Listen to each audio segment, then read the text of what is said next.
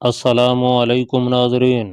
میرے استاد مجاہد کمانڈو نے مجھے یہ نصیحت بھی کی تھی کہ جب کسی مشن پر جاؤ تو کسی لمحے بھی اپنے آپ کو محفوظ نہ سمجھنا، کسی وقت کچھ بھی ہو سکتا ہے۔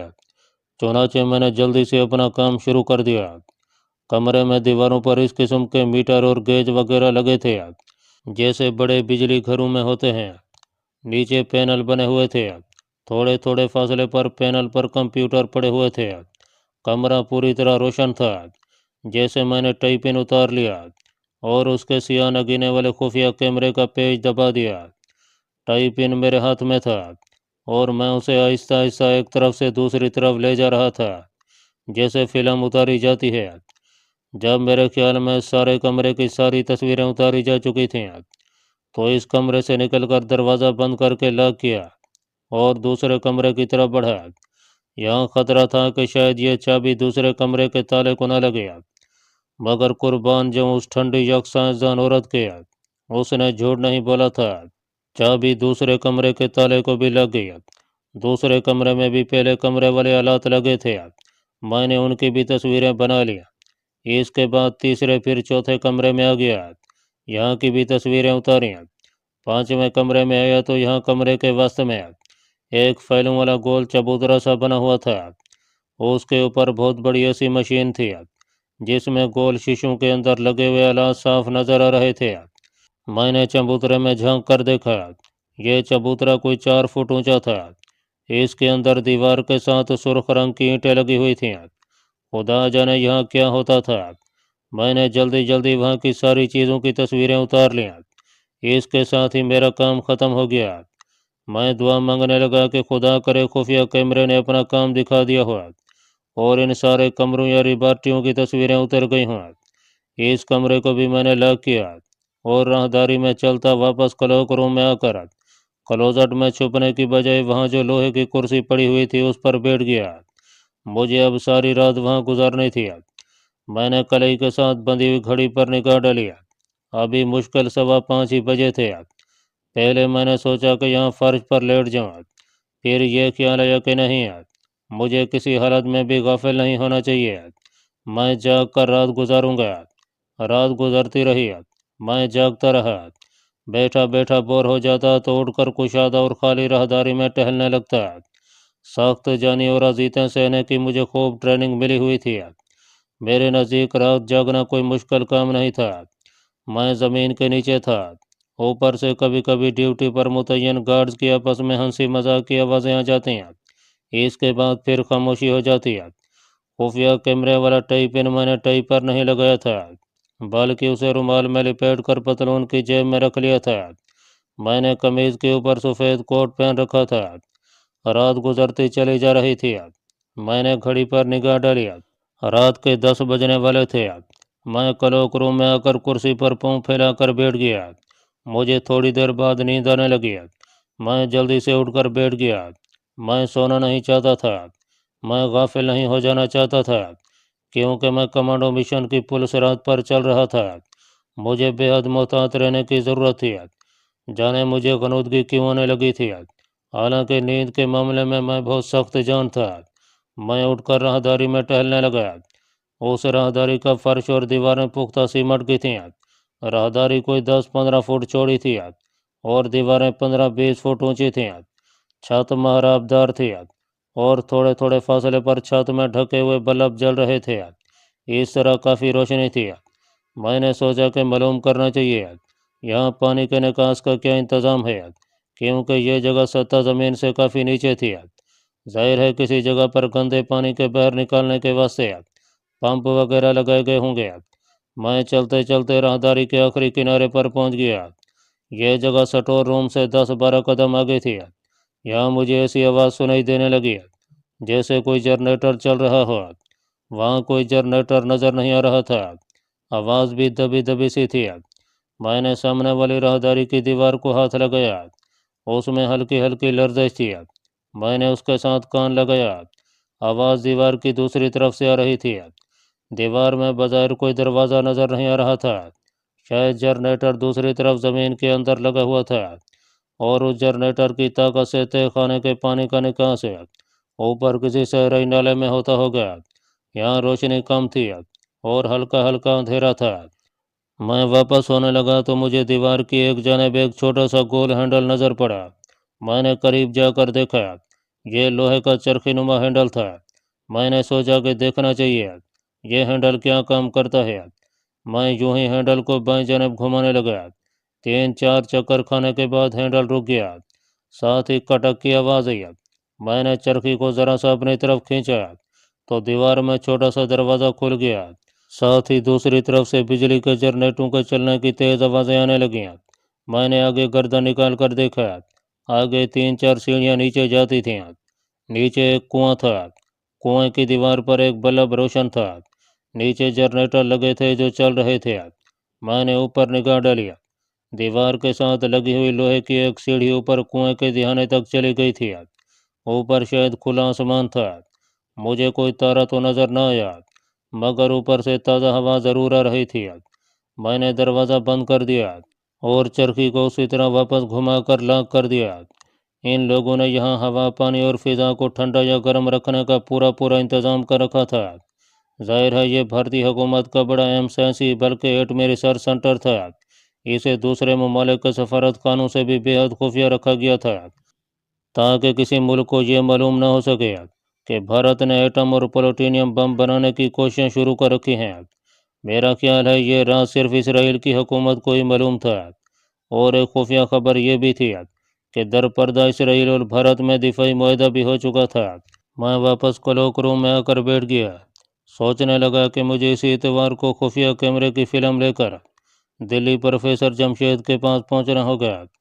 वो यकीनन इस प्लांट की तस्वीरों को देखकर खुश हो गया और वही मुझे बताएगा कि हमारा अगला कदम क्या होगा और अगला मरला कहाँ से शुरू करना होगा। काफ़ी देर तक मैं क्लॉक रूम में ही बैठा रहा। रात गुजरती चली गई। आधी रात तकरीबन बीत चुकी थी। मुझे यहाँ से कहीं जाना तो नहीं था। इसी क्लॉक रूम से निकलकर अपनी ड्यूटी स्टोर रूम में पहुँच जाना था। अचानक ऐसी आवाज़ आई जैसे ऊपर वाले गेट को कोई खोल रहा है। मैं जल्दी से होशियार होकर बैठ गया। ये दो आदमी थे जो आपस में बातें करते हुए ऊपर से नीचे सीढ़ियाँ उतर रहे थे।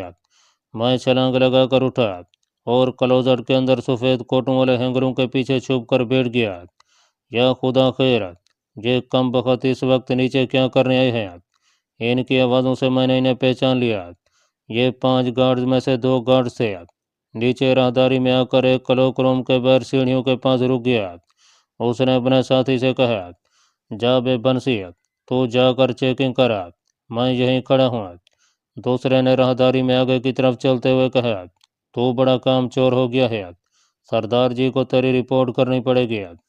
जो गार्ड क्लॉक रूम के बाहर खड़ा था, मुझे उसकी हंसी की आवाज़ आई। दूसरे गार्ड के भारी बूटों की आवाज़ राहदारी में आगे चली गई। मैं सोचने लगा कि ये आदमी जो बाहर खड़ा है कहीं अंदर आकर क्लोजर को ना देखने लगे। उनके इस वक्त आने से मालूम हुआ कि ये लोग आधी रात को भी नीचे आकर एक राउंड लगाते थे और देखते थे कि हर शय ठीक ठाक है। खुदा का शुक्र है कि ये लोग उस वक्त है जब मैं क्लॉक रूम में आ गया हुआ था। अगर उस वक्त आ जाते जब मैं राहदारी के आखिरी सिरे पर था तो मैं फंस गया था। जो गार्ड बाहर सीढ़ियों के पास खड़ा था, कोई राजस्थानी लोकगीत गुनगुनाने लगा। मुझे तंबाकू की बू आई। वो बीड़ी पी रहा था। कुछ देर बाद दूर से भारी जूतों की आवाज़ करीब आने लगी। दूसरा गार्ड चेकिंग के बाद वापस आ रहा था। क्यों रे बंसी, सब ठीक है रे? दूसरे गार्ड ने ऊंची आवाज़ में कहा, सब ठीक है रे, पर तेरी शिकायत मुझे सरदार जी के आगे करनी पड़ेगी कि एक तो तू काम चोर हो गया है, दूसरे नीचे आकर बीड़ी तंबाकू पीता है। दूसरे गार्ड ने हल्का सा केका लगाया और दोनों एक दूसरे से हंसी मजाक करते ऊपर सीढ़ियाँ चढ़ने लगे। जब तक मुझे ऊपर का दरवाज़ा बंद होने की आवाज़ नहीं आई, मैं क्लोजेट में ही छुप कर बैठा रहा। जब मुझे यकीन हो गया कि अब उन दोनों में से कम कोई नीचे नहीं आएगा, तो मैं क्लोजर से निकल कर राहदारी में आया। राहदारी में अभी तक बीड़ी के जले हुए तंबाकू की बू फैली हुई थी। मुसीबत आकर टल गई थी। मैंने खुदा का शुक्र अदा किया। बाकी का सारा वक्त मैं चौकन्ना होकर क्लॉक रूम में ही बैठा रहा, यहाँ तक कि मेरी घड़ी ने सुबह के 7 बजा दिया। पूरे 8 बजे न्यूक्लियर प्लांट में काम शुरू हो जाता था। मैं तैयार हो गया। तैयार क्या होना था, बस उसी तरह बाहर निकलना था जैसे मैं भी दूसरे वर्करों के साथ नीचे आया था और सफ़ेद कोट पहनकर अब निकल रहा हूँ। 7:45 ऊपर वाला दरवाज़ा खोलने की आवाज़ आई। मैं छुप गया। बहुत से आदमी सीढ़ियाँ उतर रहे थे। ये भारी बूटों की आवाज़ थी। ये गार्ड थे जो प्लांट के 5वें कमरों के बाहर अपनी अपनी ड्यूटी संभालने आए थे। वो तेज तेज कदमों से राहदारी में आगे निकल गया। कोई 10 मिनट बाद ऊपर से वर्करों ने आना शुरू कर दिया। मैं इस छोटे से कमरे में दरवाजे की ओट में खड़ा था। जैसे ही 2-3 आदमी अंदर दाखिल हुए, मैं खामोशी से बाहर निकल कर राहदारी में आ गया। किसी ने मेरी तरफ तवज्जो ना दिया। वो यही समझे कि मैं भी उनके साथ ही अंदर आया था और अब सफ़ेद कोट पहनकर अपनी ड्यूटी पर जा रहा हूँ। ये मरला भी तय हो गया था। सारा दिन मैं अपने काम में लगा रहा।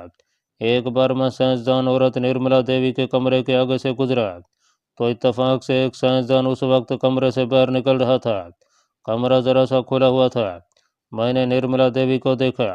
वो गांधी कैप सर पर रखे, गर्दन पर छोटा सा जोड़ा बांधे अपने कंप्यूटर के आगे पत्थर के बुत की तरह बैठी हुई थी। मैं खामोशी से आगे निकल गया। हफ्ते का दिन आया तो मैंने ड्यूटी से फारिग होकर शाम को रेवाड़ी जाने वाली बस पकड़ी। रेवाड़ी पहुंचा। वहां से दूसरी बस में बैठकर 2-2.5 घंटे बाद दिल्ली पहुंच गया। एक केमिस्ट शॉप से गुल खान को फ़ोन किया और कहा मैं जलंधर से आ गया हूँ, घर पहुंचने वाला हूँ। गुल खान ने मेरी आवाज़ पहचान ली थी। कहने लगा तुम पहुंचो, मैं प्रोफेसर को लेकर आता हूँ। शाम के 7 बज रहे थे। आखिर सर्दियों का ज़माना था। अभी दिन छोटे थे, जल्दी शाम हो जाती थी। 7 बजे दिल्ली शहर की रोशनियाँ जगमगाने लगी थीं।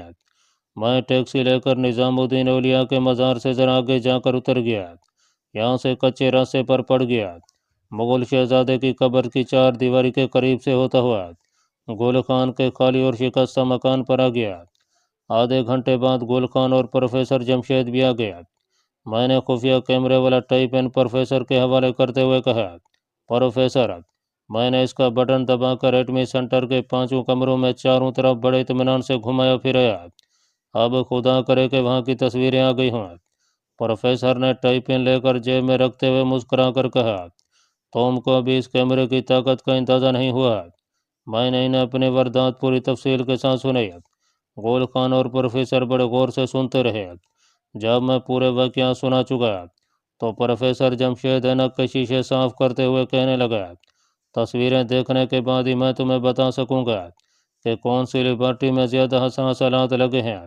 जाहिर है धमाके से अंदर कोई एटम बम नहीं फटेगा, लेकिन अगर एटमी प्लांट में गैर अफजूदा प्लूटोनियम की थोड़ी सी मिकदार भी मौजूद हुई तो एक फरलांग के अंदर अंदर का सारा इलाका उड़ जाएगा और ज़मीन में कई फुट गहरा गड्ढा पड़ जाएगा। मैंने उसे बताया कि ये एटमी सेंटर 2 टीलों के दरमियान ज़ेर ज़मीन बना हुआ है। वो बोला, ये तो मैं पहले भी जानता था, मगर मुझे मालूम नहीं था कि वहाँ से रही टीले करीब ही हैं। बस वो दोनों टीले धमाके के बाद कहीं दिखाई नहीं देंगे। मैंने प्रोफेसर से पूछा कि तस्वीरें कब तक डेवलप हो जाएंगी, क्योंकि मुझे वापस भी जाना था। सिर्फ इतवार का दिन मेरे पास था।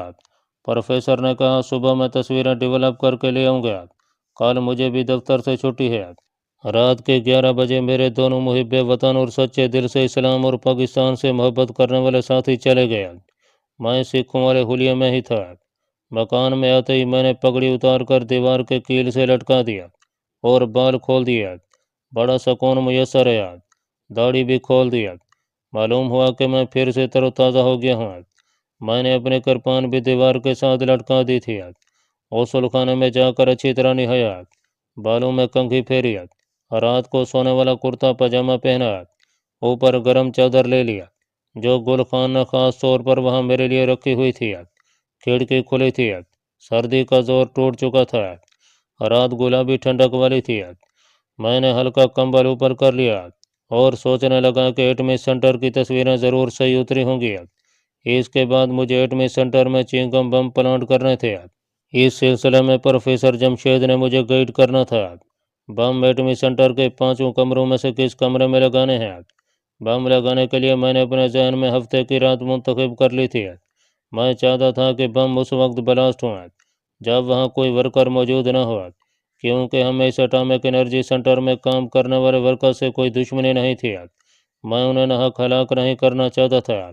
ہاں اگر ضروری ہوا تو میں انہیں بھی ایٹمی مرکز کے ساتھ ہی اڑا سکتا تھا، بلکہ اگر مزید مجبوری ہوئی تو میں اپنے آپ کو بھی ہلاک کروا سکتا تھا۔ میں نے تو جان کی بازی لگا رکھی تھی، اور اگر خدا اور اس کے رسول صلی اللہ علیہ وسلم کے بتائے ہوئے راستے میں جہاد کرتے ہوئے موت آ جائے تو اس سے بڑھ کر میری اور کیا خوش قسمتی ہو سکتی تھی۔ میں اس قسم کے خیالات میں گم آہستہ آہستہ نیند کی دنیا میں داخل ہو رہا تھا۔ مجھے غنودگی طاری ہونے لگی تھی کہ اچانک مجھے لوبان کی بو محسوس ہوئی۔ میں نے چونک کر آنکھیں کھول دیں۔ یہ راجستھان کی مڑیوں والی چندریکا کی بدرو کی بو تھی۔ میں نے کھڑکی کی طرف دیکھا، باہر رات کی دھندلی دھندلی نیلی روشنی پھیلی ہوئی تھی۔ لوبان کی بو پہلے ہلکی تھی، اب تیز ہو رہی تھی۔ پھر کھڑکی کے پاس کمرے کے اندر چندریکا نمودار ہو گئی۔ اس نے جوگیا رنگ کی ساڑی پہنی ہوئی تھی۔ اس کے ہاتھ میں خلاف معمول جوگیوں والا ترشول تھا، گلے میں کالے منکوں کی ملائیں تھیں، بال کھلے تھے اور آنکھ سے غصہ ٹپک رہا تھا۔ میں اس کی طرف گھورتے ہوئے چارپائی پر اٹھ کر بیٹھ گیا۔ چندریکا تم؟ ہاں میں۔ اس کی آواز بھی تھوڑی بدلی ہوئی تھی۔ میں نے کہا، یہ آج تم نے کیا حلیہ بنا رکھا ہے؟ پہلے تو تم نے ریشمی ساڑی پہنی ہوئی ہوتی تھی، بالوں میں پھولوں کا گجرا ہوتا تھا، مگر آج تمہارے ہاتھ میں تیکھی نخروں والا ترشول ہے۔ کیا کسی کی جان لے کر آ رہی ہو؟ چندریکا بدرو کے چہرے کے تاثرات میں کوئی تبدیلی واقع نہ ہوئی۔ وہ بالکل ایک بدرو لگ رہی تھی۔ کہنے لگی، تم بھارت ماتا کو نقصان پہنچانے کے لیے جو کچھ کر رہے ہو مجھے اس کی ساری خبر ہے۔ پہلے میں نے تم سے وعدہ کیا تھا کہ میں تمہارے کسی معاملے میں دخل نہیں دوں گی، کیونکہ تم پچھلے جنم میں میرے پتی دیو رہ چکے ہو، مگر میں بھارت ماتا کی اتنی زبردست تباہی بھی نہیں دیکھ سکتی تھی۔ میں نے تمہارے خلاف یدھ کرنے اور تمہاری کوششوں کو ناکام بنانے کا فیصلہ کیا ہے، اور راجستھان کے اٹامک انرجی سینٹر کے ڈائریکٹر سردار ارجن سنگھ کے گھر جا کر اسے تمہاری سازش سے آگاہ کرنے کی کوشش کی، تاکہ وہ تمہیں گرفتار کر لے اور بھارت ماتا بھی تباہی سے بچ جائے۔ لیکن مجھے سخت دکھ ہے کہ کوئی نیک روح تمہاری مدد کر رہی ہے۔ میں سردار ارجن سنگھ کے گھر میں جا کر اس کے سامنے ظاہر ہو گئی اور اس سے مخاطب ہو کر کہا کہ ایٹمی سینٹر تباہ ہونے والا ہے، مگر میں نے محسوس کیا کہ نہ تو وہ مجھے دیکھ رہا ہے اور نہ میری بات سن رہا ہے۔ میں نے بازوں سے پکڑ کر ہلانا چاہا، مگر وہ میرے بازوں کی گرفت میں نہ آیا۔ اس وقت یہ راز کھلا کہ ایک نیک اور مسلمان روح تمہاری مدد کر رہی ہے، اور اس نے میرے سارے منصوبے پر پانی پھیر دیا ہے۔ میں نے بھی قدرے تلخ لہجے میں چندریکا بدرو سے کہا، اس کا مطلب ہے کہ تم سے میری کھلی جنگ ہے؟ چندریکا بدرو نے ترشول اوپر اٹھاتے ہوئے کہا، ہاں اب تم سے میری کھلی جنگ ہے۔ میں تمہیں بھارت ماتا کو نقصان پہنچاتے اب نہیں دیکھ سکتی۔ میں نے اسے سمجھانے کی کوشش کرتے ہوئے کہا، میں تمہارے بھارت ماتا کو نقصان نہیں پہنچا رہا۔ تمہاری بھارت ماتا میرے ملک کے بے گناہ بچوں اور تم مردوں کو جو ہلاکت کی آگ میں جھونکنے کے ارادے بنا رہی ہے، میں انہیں ناکام بنانے کی کوشش کر رہا ہوں۔ بدرو چندریکا بفر گئی۔ اس کے نتنوں سے مجھے عجیب سی آوازیں محسوس ہوئیں، جیسے کوئی زخمی رچنی تکلیف سے سانس لے رہی ہو۔ کہنے لگی، ٹھیک ہے، تم اپنی کوشش کر کے دیکھ لو، میں اپنی کوششیں جاری رکھوں گی۔